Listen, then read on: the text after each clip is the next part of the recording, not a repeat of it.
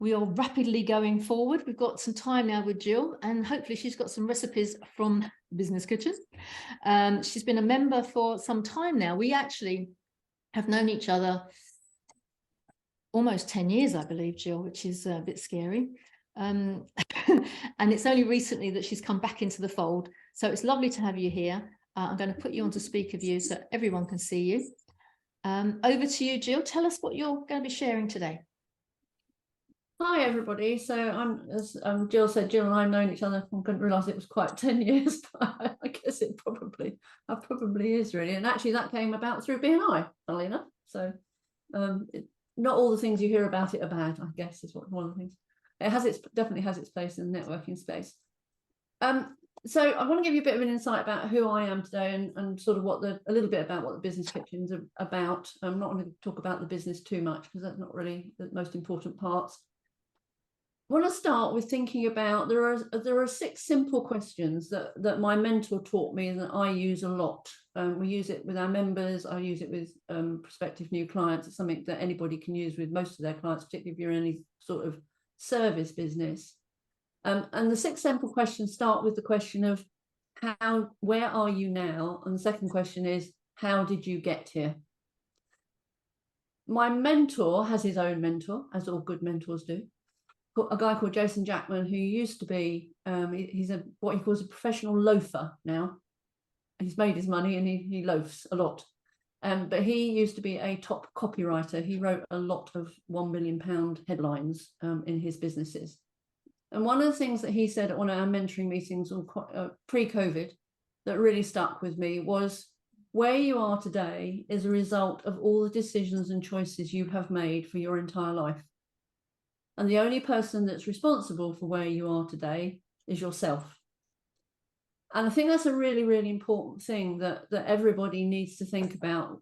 Even in the most dire circumstances, there are always choices. Some of those choices may be pretty awful, but nonetheless, there is always a choice.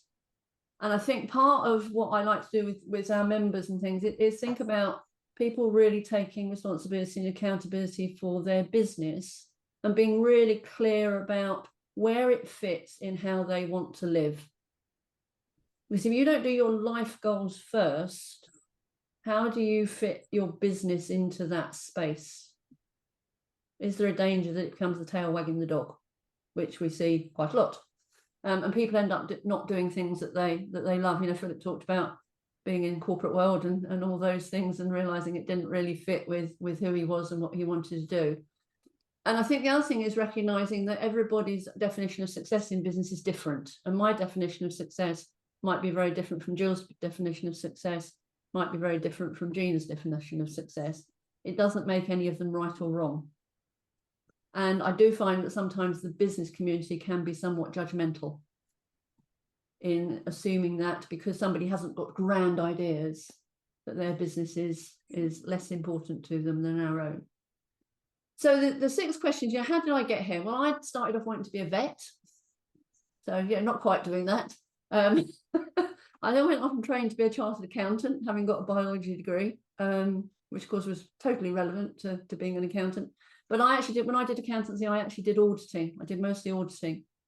And it was very much going into companies and finding out how they worked. It was very focused on their controls, but really exciting things, climbing across the tops of wardrobes at Schreiber's to do an inventory count, which probably wouldn't be allowed today because I'm sure health and safety would have something to say about the fact that we were sort of 30 foot up with no safety harness or anything.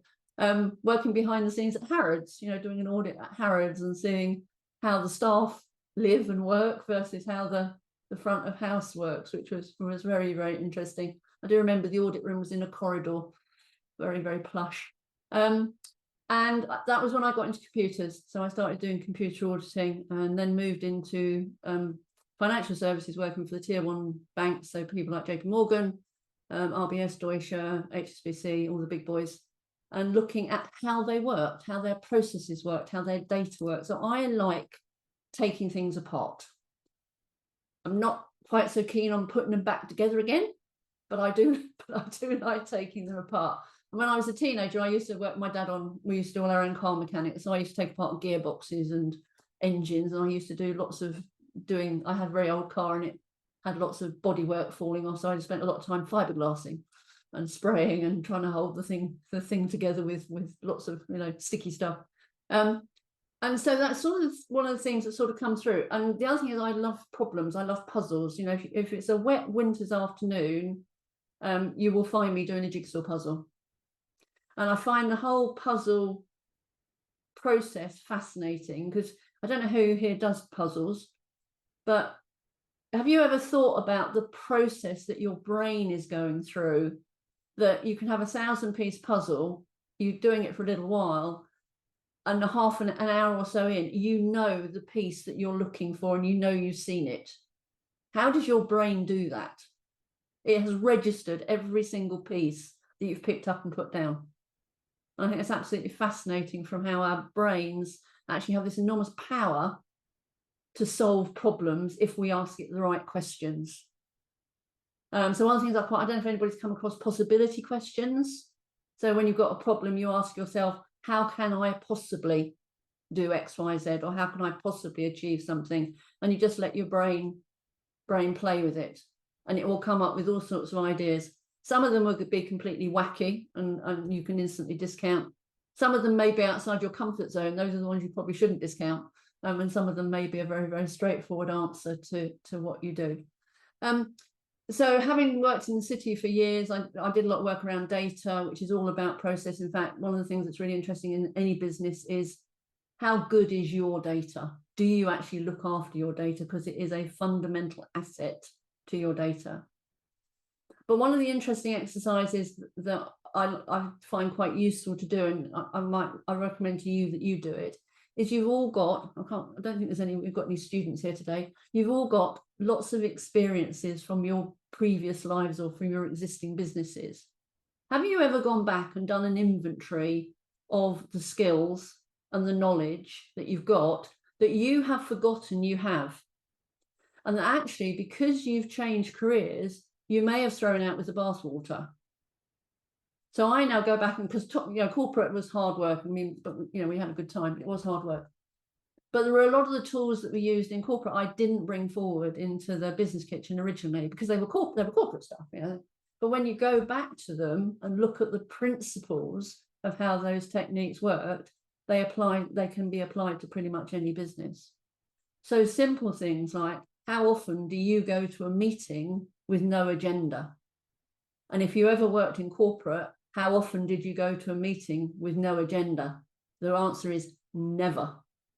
You always had an agenda. You always had clear objectives for that meeting or that conversation or that project. And I think it's those little things that actually we can bring forward from previous experiences that actually give our businesses a different dynamic, but also, are part of who we are. They're part of our skill set.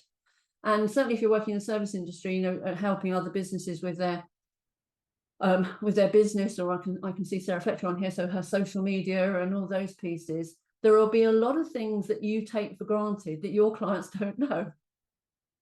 So that curse of knowledge, that thing, sometimes we don't state the obvious. Sometimes we don't state the obvious to ourselves. Quite often we already have the answer in our own vocabulary, but somehow we've forgotten to tap into it and ask ourselves the right questions. So one of the really cool things, which I'm sure a lot of you know, is to have that conversation with your other self. So you act as the sales manager and you sit and interview the sales manager, but you ask yourself the question, and you can actually do it in two chairs, which is quite fun. So you sit in one chair as one person answering the question, you sit in the other chair as the other person asking the question, and it just taps into all these things that we already know. So doing a skills inventory, and then getting back to what Philip was saying about networking, who are all the people you know who might know the people that you want to talk to? Who are your suppliers, your accountant, the people that you went to school with, the people if you went to university, the people that you've met on courses, the people that you've met on here in all the networking meetings. So networking is really interesting. I find it interesting, having worked in corporate, that we did networking. It was just never called networking. It was actually called going out to lunch with somebody, or going down the pub for a drink after work. That was networking, because as Philip said, it was all about building the relationships, because it's the relationships that people do business with people, and it is the relationships that will sustain whatever you do, whether that's business or your own personal life. So yeah, so I don't know. It's interesting when you look back. I'm not a great one for looking back, because I do believe that, you know, what happened yesterday happened yesterday. You can't do anything about it. Today's the day, and today's the only day you can do anything about. But we do want to look back and actually celebrate the things that we've learned rather than the things that we didn't quite get right. It's very easy to look back, oh, I didn't do that, and didn't do that. But what about all the things that you know? I remember doing this with one of my friends. She was having a very tough time, and her counsellor said to her, write down all the things that you know and can do. She really struggled. She had a blank piece of paper. And I said, well, you can drive a car. Oh, yeah. You know, you passed your A-levels. And actually, when you start thinking about it, there are lots of things that we can do and we can celebrate, that we can bring to not only our businesses, but also to our personal lives and who we are and where we want to go, I think, as well. And certainly in terms of collaboration, I think one of the things to really think about when you are collaborating with people, don't assume that what they're doing today is the only thing they know. Because it isn't, because they will have all sorts of other experiences that maybe not quite how they present their business currently, but actually could be tapped into as part of that collaboration.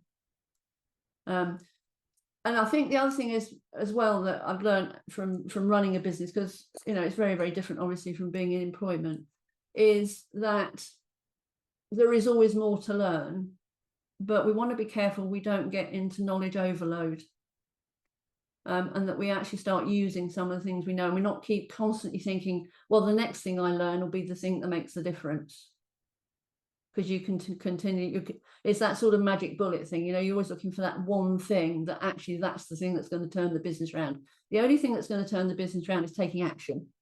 There isn't anything, you know, if you don't take action, it doesn't matter how many courses you go on, nothing's going to change. So it's part of taking that responsibility and accountability for, if you don't take the action, if you're a solopreneur, nobody else is going to do it for you. But do find how you might use other people, either in collaborations, whether it's a trade exchange, you know, for you trade some coaching for some VA support if the business is tight for cash. Go and find the experts that love doing the bits that you hate doing. Because apart from anything else, it means they'll get done when you're not there, which is the ideal scenario, and allows you to step back from the business a little bit more and do what you really want to do.